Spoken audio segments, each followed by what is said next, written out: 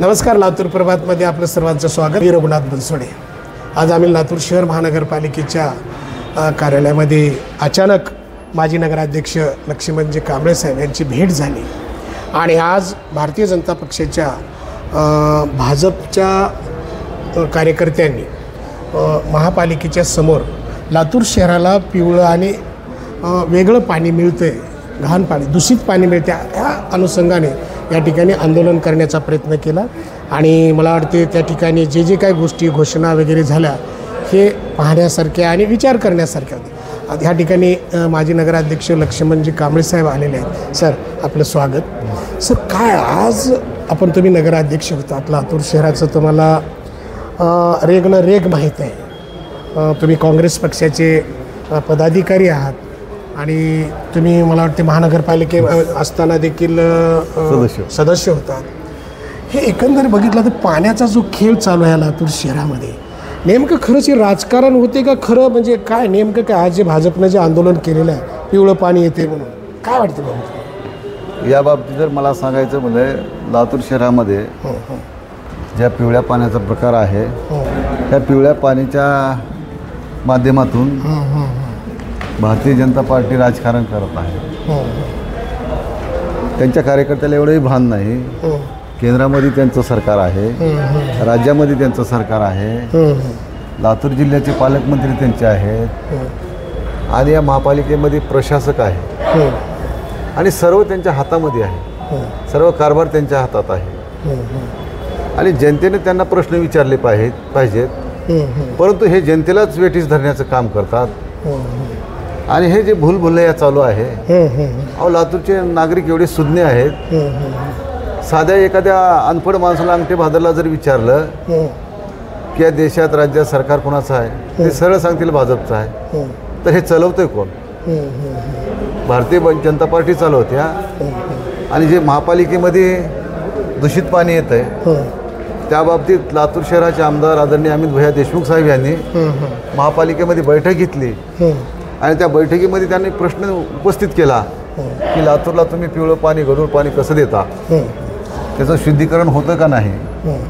महापालिकेचे कमिशनर जाधव साहेब असतील, उपायुक्त खानसोळे साहेब होते, लातूरचे खासदार काळगे साहेब होते आणि त्या बैठकीमध्ये पाण्याच्या बाबतीत उडवाउडीचे उत्तर बैठकीमध्ये तुम्ही उपस्थित होता? मी पण उपस्थित हो. पण त्यामध्ये महापालिकेकडून उडवाउडीची उत्तर मिळाली आम्हाला प्रशासनात. आणि हे ज्या पद्धतीने काम चालू आहे आज आम्हाला तर असं वाटतं लातूरमध्ये एक प्रकारचं हसूक करण्याचं काम केलं भारतीय जनता पार्टीनं. सर्व त्यांच्याकडं असताना ही लातूरच्या नागरिकाची दिशाभूल करण्याचं काम चालू केलेलं आहे. आणि त्यांनी जे जलसंपदा मंत्री आहेत, पाणीपुरवठा मंत्री आहेत, यांच्याकडे जाऊन पाठपुरावा करायला पाहिजे आणि दूषित पाणी हे शुद्ध कसं होईल आणि लातूरच्या नागरिकाला शुद्ध पाणी देता कसं येईल हे करण्याचं सोडून हे नौटंकीबाज आंदोलनं चालू आहेत. आंदोलनं यांच्या विसर पडला काय किंवा सत्तेत आहेत का नाही असं वाटतंय. यांना आंदोलनाची सवय लागलेली आहे.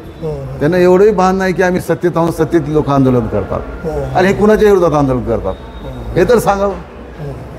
सत्ता त्यांची, सरकार त्यांचं, प्रशासक त्यांचं आणि आंदोलन कुणाच्या विरोधात आहे? हे काय लातूरच्या नागरिकाच्या विरोधात आंदोलन आहे का? असंच आम्हाला वाटतंय. पालकमंत्री शिवेंद्रसिंह राजे भोसले हे जरी सातारा म्हणजे तिकडचे दूरचे जरी असले तर लातूरचे पालकमंत्री झाले. पण ते पालकमंत्र्याच्या कामाच्या बाबतीमध्ये बघ एक शिस्त वाढते आणि लोकांना न्याय देण्याच्या बाबतीमध्ये त्यांची भूमिका वाढते. केवळ हे लातूरला जे पालकमंत्री भेटले त्यांना बदनाम करण्यासाठी तरी भारतीय जनता पक्षाचं हे षडयंत्र नाही. हे भारतीय जनता पार्टी काय करते त्यांनाही भान नाही. कोणता कार्यकर्ता काय करायला हे बी त्यांना कळालं नाही की या राज्याचे मुख्यमंत्री देवेंद्र फडणवीस आणि लातूर जिल्ह्याचे पालकमंत्री शिवेंद्रराजे भोसले हे भाजपचे आहेत.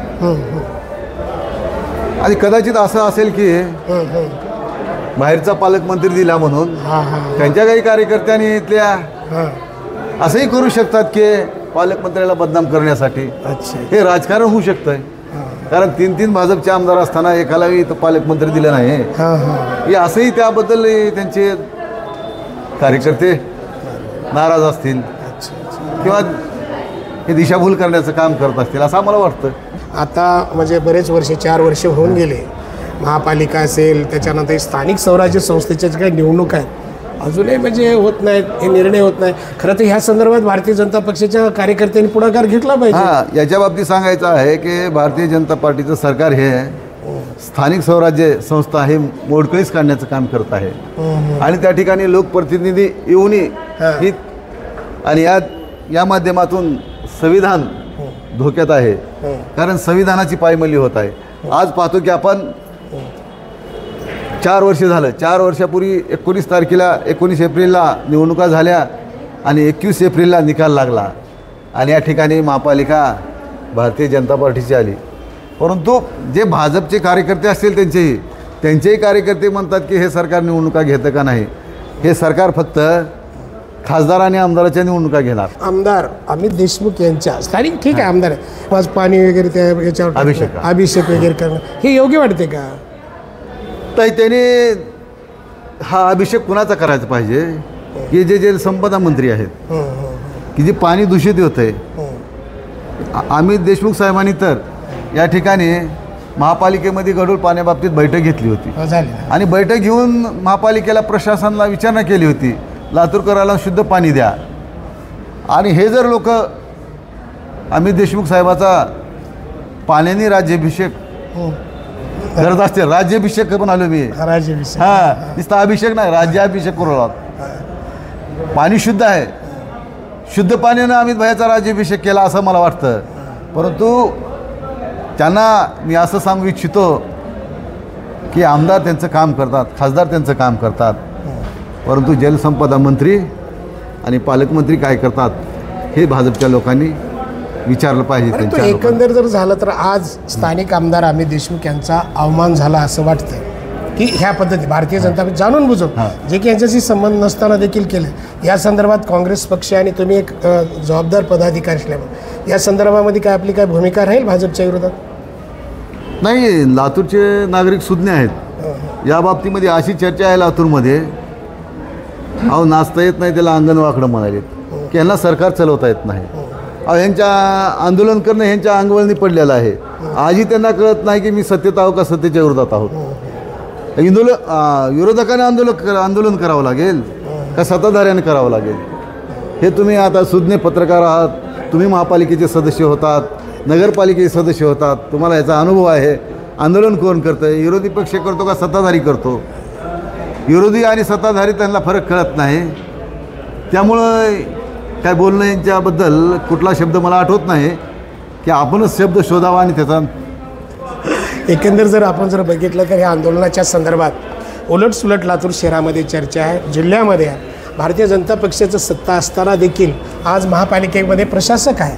प्रशासक हे शासनाच्या जे की राज्य सरकारच्या अंतर्गतच काम केलं जातं. सर्व महापालिकेवर सर्व मंत्रालय सरकार त्यांचं नियंत्रण असते आणि भारतीय जनता पक्षाच्या लोकांनी आज ह्या ठिकाणी पदाधिकाऱ्यांनी आंदोलन केलं आणि स्थानिक आमदार अमित देशमुखचा कोणता अभिषेक म्हणतात राज्याभिषेक तर हे असे उलटसुलट चर्चा आहे. नेमकं लातूरकरांनी आपण सर्वांनी विचार करणं अत्यंत आवश्यक आहे. येणाऱ्या जे काही स्थानिक स्वराज्य संस्थेच्या नगरपालिका महापालिकेच्या निवडणुका असतील या ठिकाणी नक्कीच जे काय लोकप्रतिनिधी आपल्याला जे द्यायचे आहेत ते जे काम करणार आहेत त्यांनाच देणं अत्यंत आवश्यक आहे. विनाकारण नौटंकी करणं योग्य नाही अशीच चर्चा लातूर शहरात आहे. इथंच थांबतो. धन्यवाद.